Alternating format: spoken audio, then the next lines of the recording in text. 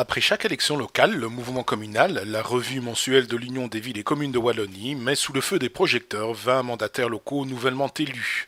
À 43 ans, Julie Chantry a recueilli 1752 voix de préférence lors des récentes élections, soit le meilleur score de sa commune, toutes listes confondues.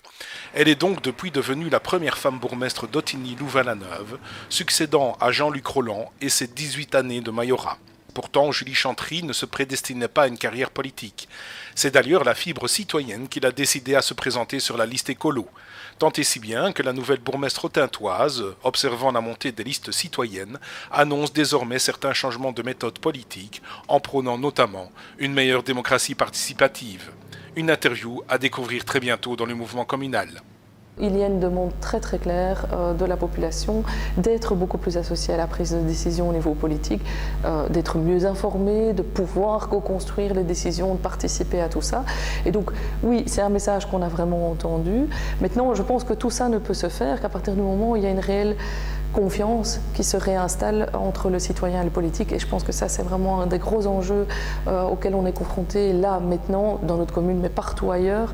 Et donc on doit aujourd'hui, nous en tant que mandataires, se réinventer pour pouvoir redonner une confiance qui n'existe plus aujourd'hui en disant voilà, on est là pour travailler au service de la population, on n'est pas là pour travailler à notre propre intérêt. C'est vraiment le niveau de pouvoir où on touche au plus proche des préoccupations des gens dans leur cadre de vie. Et donc, je pense que c'est vraiment l'échelon où on doit le faire. Tout ce qui se teste au niveau local servira de laboratoire pour tous les niveaux de pouvoir supérieur. Je pense qu'il faut trouver les outils qui seront les plus appropriés, donc en matière de participation, par rapport aux besoins et aux attentes des gens. Et ce n'est pas forcément des outils qui doivent être au long cours. Et donc, travailler au service de la population, c'est travailler avec la population, l'associer dans toute la mesure du possible, mais aussi pouvoir faire passer les messages quand il y a des contraintes extérieures et qu'on ne peut pas y déroger. Il faut que effectivement, on puisse faire passer ces messages et que ce soit compris et accepté.